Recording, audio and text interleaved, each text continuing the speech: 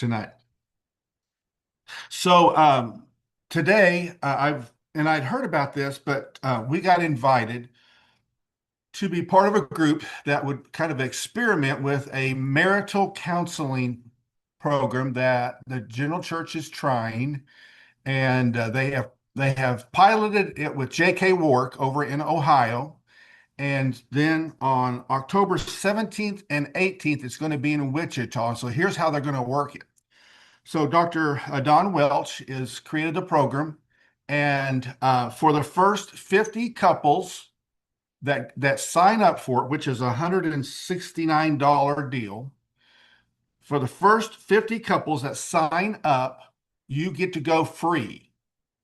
Okay, now you'd have to get to Wichita or find a place to stay, but it's a Friday night, Saturday, and here's their goal. Their goal is that you would learn the information and bring it back to your church and do a marriage enrichment weekend at your church, which I think is absolutely phenomenal idea. I will send out the email tomorrow, okay?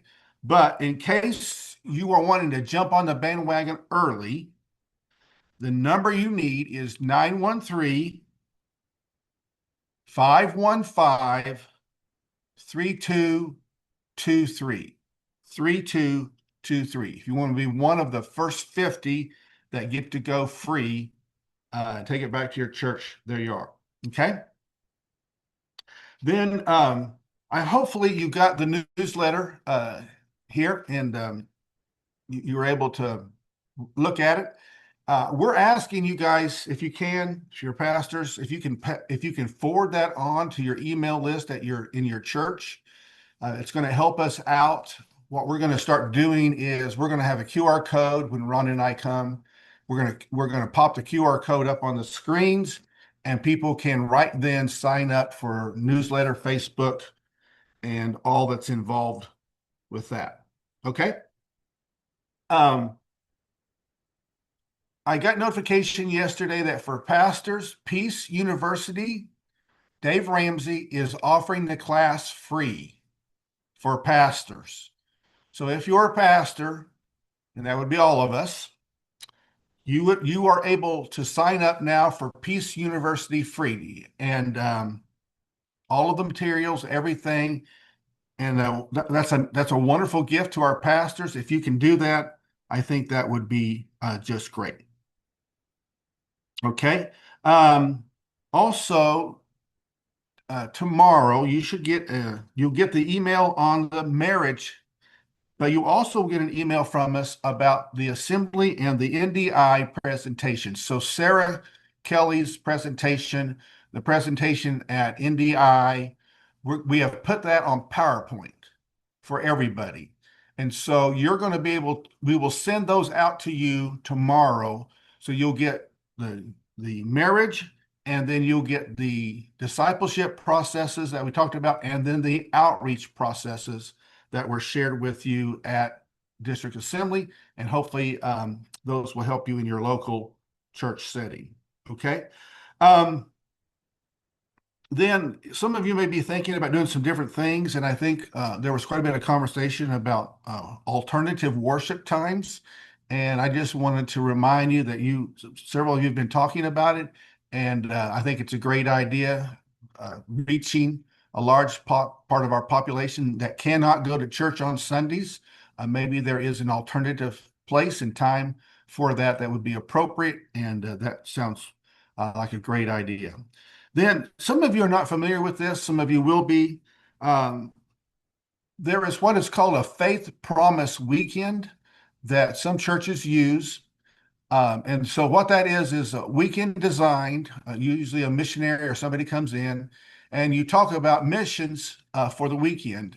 And then you do a missionary pledge. And what we're seeing happen with this is if you do a Faith Promise Weekend, instead of taking money out of your tithes and offerings to pay for your WEF, okay, your Faith Promise Weekend pays for your WEF, which leaves more in your general fund to use however you want to, okay? We know that there are 5 pockets of giving. There is the tithes and offerings, there is the building, there is youth, children, there's missions, and then there's community or emergency needs. And those five pockets, we know that people are going to give to those five pockets. So if I love kids, I give my money to kids. If I love teens, give my money to teens. If I love missions, I give my extra money to missions. But if you don't give me the chance to do that, I will give it away. I'll just send it someplace else and you won't get it. So please think about giving your church an opportunity to do a faith promise, have a missionary come in and do a faith promise.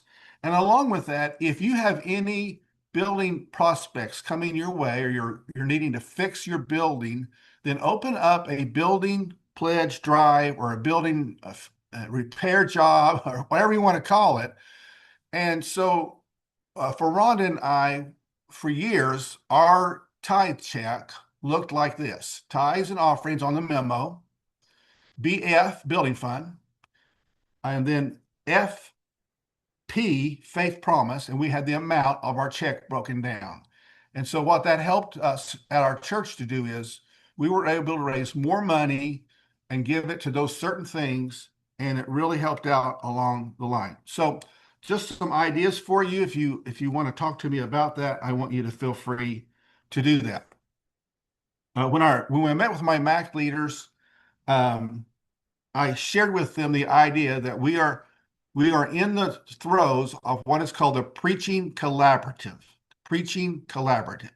And so this is Dr. Graves has been leading this. And so what we know now is that we have till 2027 to finish our cycle. And so what I have created is I have flow charts with names of all of our pastors on lines. And so we're getting ready to start the next group. So it started off with five, and we were fortunate, our district was fortunate to have a couple that were in that first setting, kind of the experiment. Then it divided down. We had another group in that, divided down the third time. We've had groups in that. And now we're getting ready for the fourth line, and we have people are signing up for that.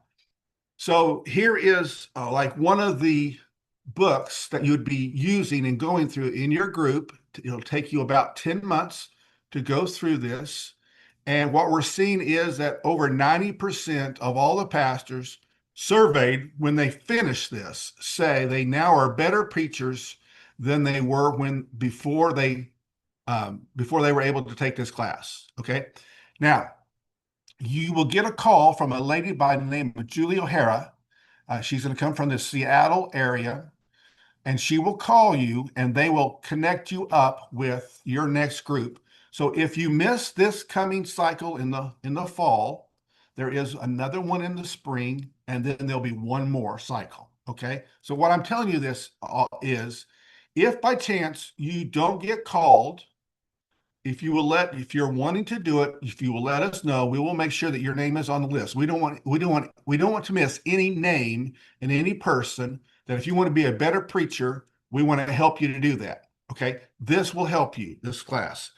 So I think it's $125 to do it, and that's for your materials. Actually, you're getting about I think they've said you're getting around $1,200 worth of materials free.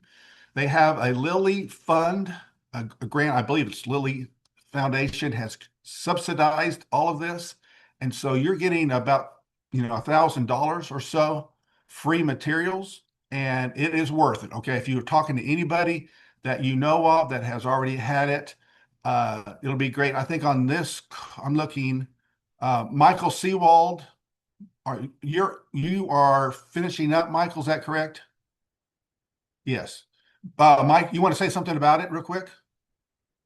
It's been awesome.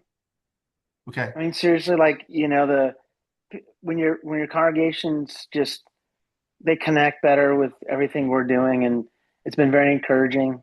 Yeah, I don't hard to put like into one sentence, but yes, I am a better preacher, but I just think differently about preparation and differently about my congregation as a result of this. And of course, honored to be with the guys that I'm with for sure. Yeah. Okay. So there you are, and we hope that you can be a part of that, and that would be great. All right. So if you are ready, I'm ready for the lesson, and I am I am turning on the hose, and we are hooking up to the fire hydrant. Okay, so get ready, ride as quick as you can. It's going to be good. You'll be able to use some of this, I promise. And so we're off and running. 7 helps to problem solving. Number 1, identify the potential problem. Identify the potential problem. And here's what I would say to you.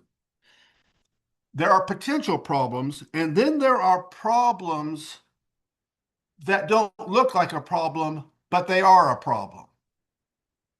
Okay? And it's because of the way you're looking at it. Some of you have, as a child, you've ever played with a prism? You look through it, things look different. You move the glass just a little bit, things look different again. Okay, that's what this is. So you have to think about, is this a problem? Are there any things going on in the life of the church that could be a problem? And if there are, then we're going to have to address that, and we'll talk about that. Okay. So you look at things from different angles. I would listen to what people are saying and not saying to you, and then begin to look at possible solutions ahead of time. If you can stay ahead of the problems, especially in board meetings, it will help you out so much in your journeys. Okay.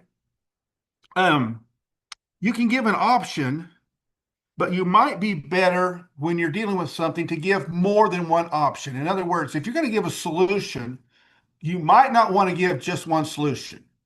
You might want to give 2. You might even want to give 3 solutions and allow them to work through that. I learned that actually when I was working in the furniture business. I learned as a customer service person, one of the things the owner wanted me to do is never give our customers one choice.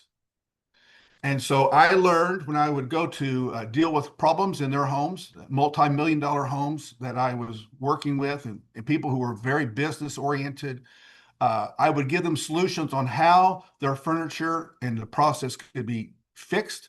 And of course, that played right into ministry, learning to try to give people choices when there are issues at stake. Okay, it's number 1. Number 2 is define the problem. So I've had some fun with AI. I don't know if any of you are playing with a little bit with AI at all. I have been trying to learn. It's kind of scary, but it is fun. And so when I was working on this lesson a while back, and then the other day I thought, I would like to do an AI on let them tell me how to define a problem. So I did that, and so it was so good. I'm sharing it with you now. It's not mine, okay? So this is their stuff, but it's really good. So the AI would say define the problem is identify the symptoms of the problem. In other words, what's going wrong? Okay. What are the observable dysfunctions that you can see? And you may not have heard it, but you're seeing things that are not right in the life of your church, and I would say even in relationships. Maybe there's things going on. So identify the symptoms. 2 is clarify the context. Um, where is this problem occurring? When is it occurring? How often it is occurring? Who's causing it to occur? I mean, who's driving the problem here? All right. And is the problem happening because I don't have a system in the church that's working right? And so I've got to fix that. So the for instance would be here is if you have people who are coming in your front door, but you're not able to keep them in your church, what is your back door problem?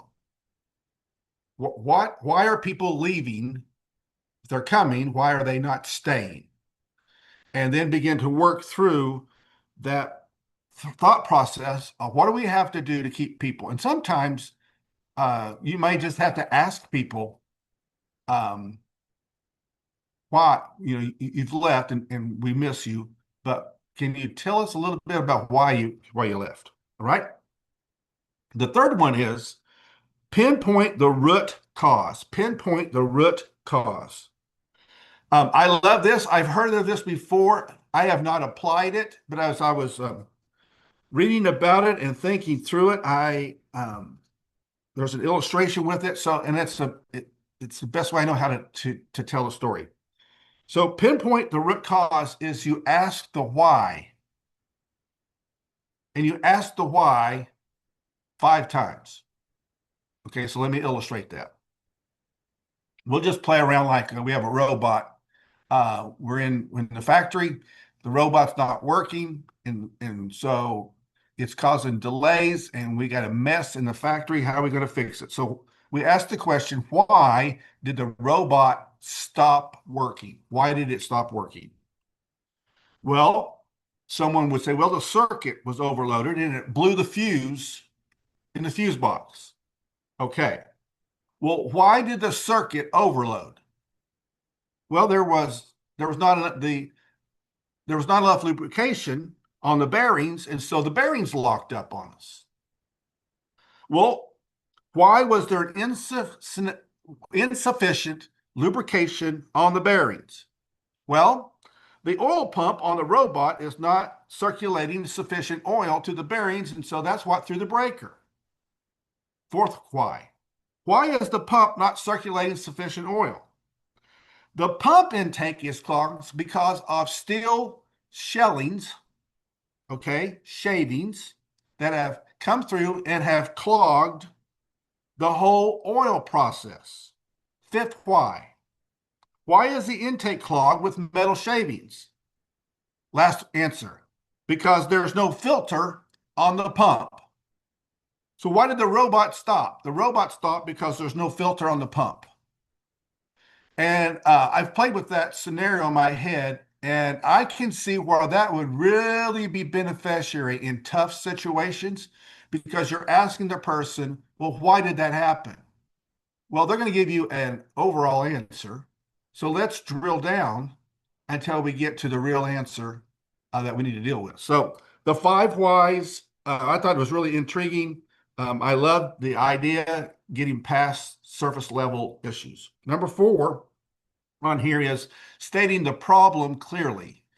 You've got to state the problem clearly if you're going to define the problem. So don't or do how can I say that? Avoid broad descriptions. Let them come in and define the issue. So you just don't give it, well, we don't like the music. Well, why? Well, why? Okay. And drill that down a little bit. I think that will help you. The last couple here is define the desired outcome. Okay.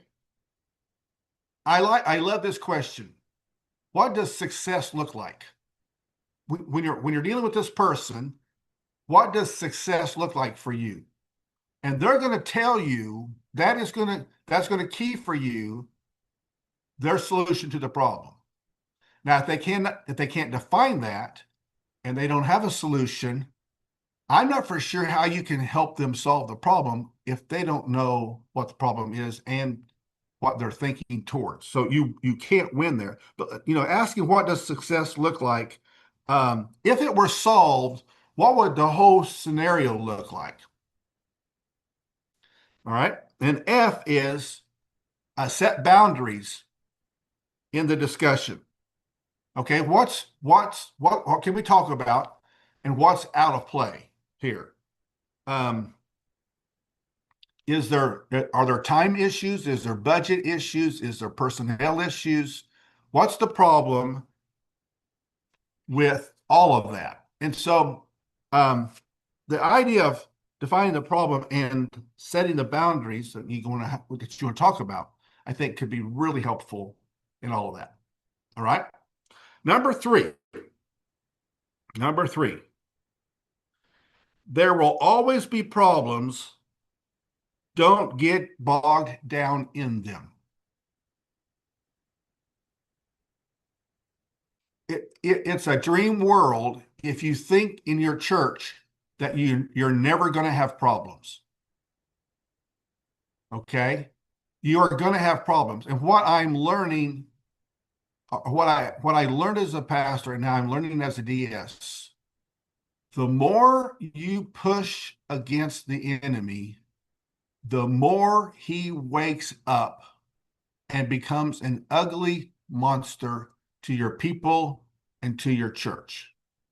And I think if you are pushing against the enemy, he's going to do whatever he thinks he can do to distract you, to cause disharmony, to cause disappointment, to cause dejection. And I think ultimately, one of the things I think that he loves to do is I think he loves to cause shame. And we get to thinking, I'm just not a good pastor. I just can't lead people. Nothing I ever do goes right. Maybe I ought to just go back to the secular world. Maybe I ought to just retire. Let's just call it quits. He starts shaming us. I think that is a tool of the enemy.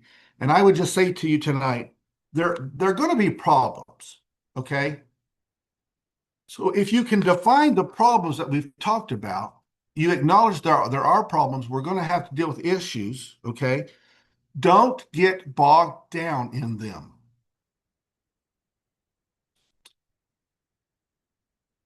I love, uh, I've always loved, and I've been there, I don't know, 4 or 5 times now. I love going to Pikes Peak. Anybody ever been to Pikes Peak? Okay. If you've been there, you know there are three major rest areas going up Pikes Peak. I love the second one. There's a lake there. And if you look out on the lake, I've been there when it's been sunny, I've been there when it's been foggy. And here's what I know that no matter what I think I see out there when I'm looking over all of that, I can rest assured that the mountain peak is still up there. Okay. I may not be able to see it because of the fog. I may only be able to see right here, and that's okay. But I can be rest assured that that mountain peak is still up there above me. And what I want you to know tonight is that even though you can see here, and you're wondering about, is that mountain still up there? Is that peak still up there? Can I make it up that hill? I'm telling you, you can make it. And I'm telling you that the mountain peak is up there and it's going to be a beautiful view when you get up there. In fact, you're going to have to pull out your coat and you'll get to walk in snow because that mountain is not disappearing just because you can't see it. Okay. And so trust that the Father has it under control. Number 4, don't be afraid to make decisions in crucial moments. Don't be afraid to make decisions in crucial moments. I pushed myself pretty hard here in the last few days on reading because I had 3 books by Larry Osborne that I wanted to work through and read. This is the last of the 3. Lead like a shepherd.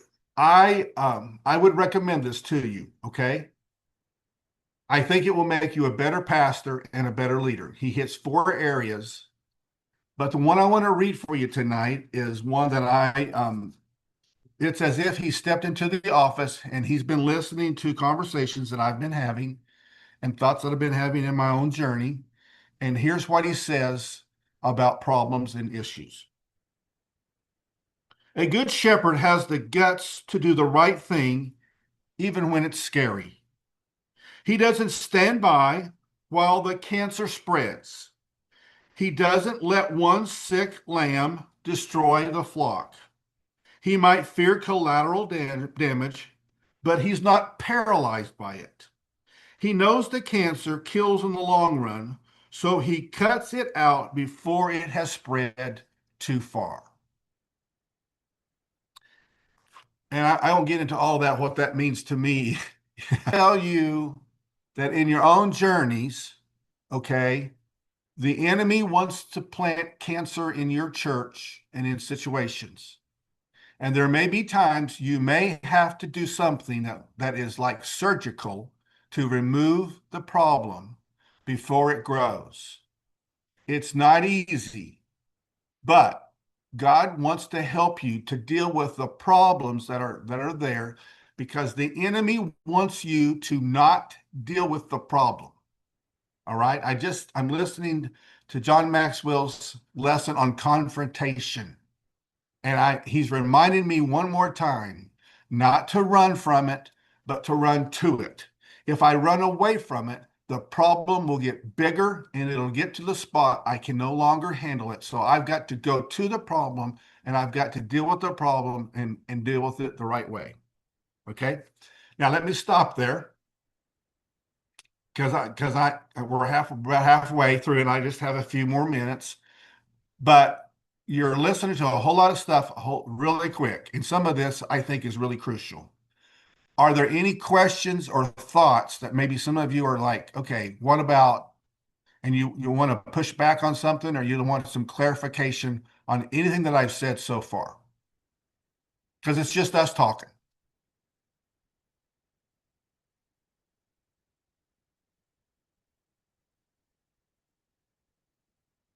Everybody good? Okay. All right. Number 5, remember their perspective is reality. No matter how you look at it, how they look at it is absolutely crucial. So from their view, their perspective, their hindsight, they're looking on something and they can only see it from their angle most of the time.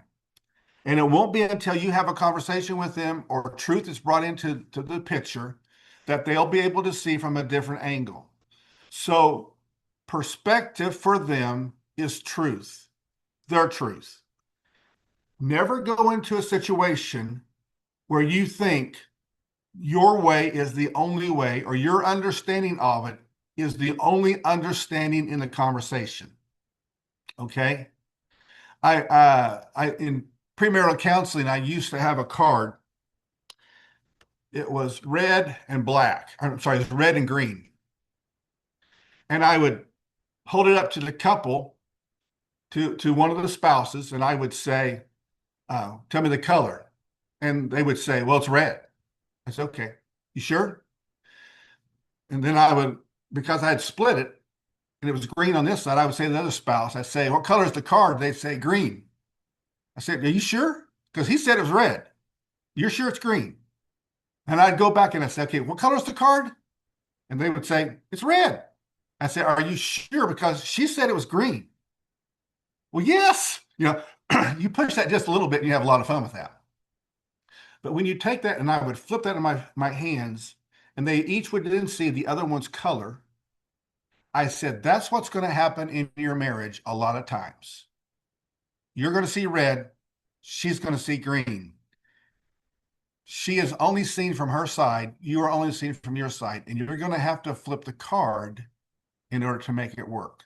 So I'm saying to you as leaders, there may be times in situations where you may have to flip the card and realize that the person you're dealing with is seeing green when you're seeing red. All right. Number 6, what is the level of trust you have with the people? What is the level of trust you have with the people? If they don't trust you as you're working through this problem solving, you will not be able to speak into their life because they don't trust you. If you've broken their trust, they will not hear very much of what you have to say.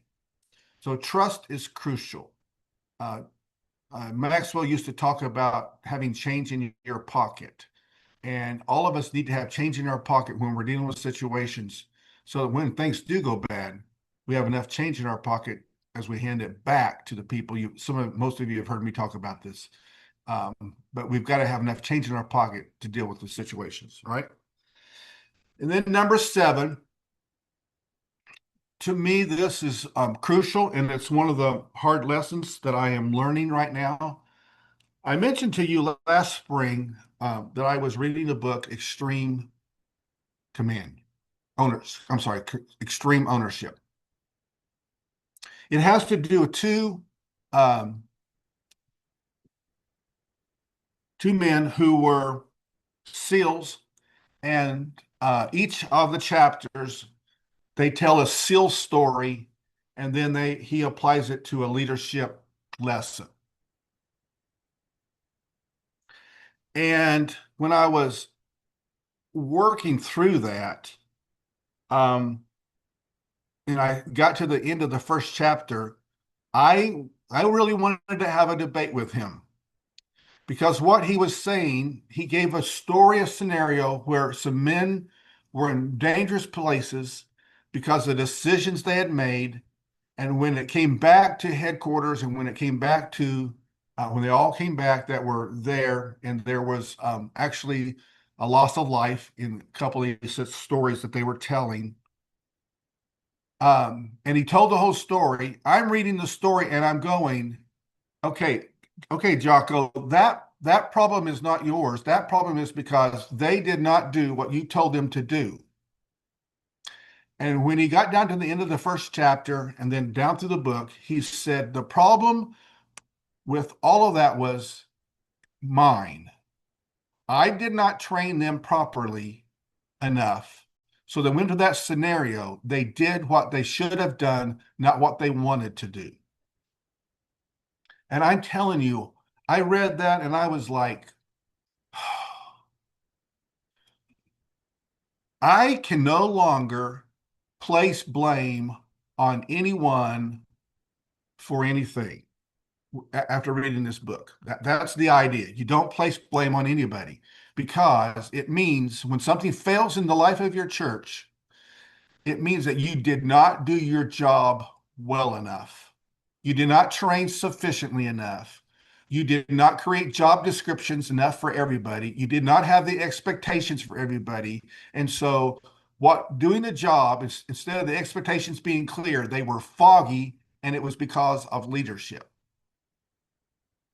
So I've looked at this book a couple of times. It's like, oh, this is so tough on me. Okay. So I had a pastor who called and they had a scenario and he was trying to make everybody happy. And I just said to him, I said, um, so in your job description for that ministry, what does it say? And he said, I don't, what do you mean? I said, well, your job description for that ministry, what does it say? He said, I don't have one. I said, so you think this problem is because this layperson and this whole money issue, but you didn't make it clear what was supposed to happen when this all happened. And there was quiet. And then we got to the spot where I said, well, the problem really probably isn't your layperson. The problem is probably you didn't do your job well enough. So I don't say that in a mean spirit. But I am saying to all of us and those who are watching live and then those who will be watching the recording is I think they have a point. And as for me, when things are not going right, instead of me looking at and either blaming somebody or blaming something, I'm trying to relook at the issue and say, obviously, I did not do a good enough job in communicating how we can handle these issues better. And how can I do that? How can I be a better leader in my setting and do a better job helping you out? Okay. I don't know. Has anybody read this book by any chance? Have you had a chance to read it? Okay. Um, some people it won't, you're not going to like it. Other people, I would say for me, it was a really good read. I've listened to him speak down a couple of times on some video stuff, and I'm pretty impressed with them and their leadership. I wouldn't necessarily say they're Christians, but their leadership runs strong. Okay. So, dealing with this issue of problem solving and working things through, hopefully, these 7 things will help you if you deal with issues and people. You can refer to one of these, and hopefully, one of these will make you a better leader in the days ahead, and you'll be able to handle the issues that are coming your way. Okay. So, any questions now or any thoughts about where we're at or where you're at or what you wish I would have said? What was number seven? My mind Number was seven, wondered. yeah, ownership of the problem is crucial. Ownership of the problem is crucial. And referring back to the book, extreme ownership. Ownership of the problem, taking responsibility for it. Thank you, Dennis. So what was the other book besides the one by Jocko Willink? Lead like a shepherd, Okay. Larry Osborne. Thank you. Thank you. He breaks pastoral ministry down into 4 areas.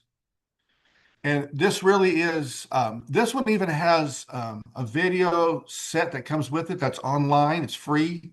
There are 5, I think 5 videos. They're about anywhere from 6 to 8 minutes long to hear him talk. And like I said, I've pushed myself pretty hard to get those books read before tonight. And I think they would be helpful to you as a leader. That was my old pastor in California. Okay. You Yeah. did? Larry Osborne and Chris Brown. I went to North Coast Church Yep. in Oceanside, California, or Vista, it would have been Vista, California. So when I was a baby Christian, they were my pastors for like the first 7 years of my Christian walk, and they are phenomenal. Yeah. Phenomenal. I did his the Babylon one. He has Yes. one. I read that one. That was really good. So Okay. I'm gonna look into that one though, because Okay. he's terrific. Yeah. There's a personal testimony right there for everybody. Mhm. Okay. Any other questions or thoughts? Anything else that I can help you out with? Anything going on in the district? In your church? Michael, I saw a hand.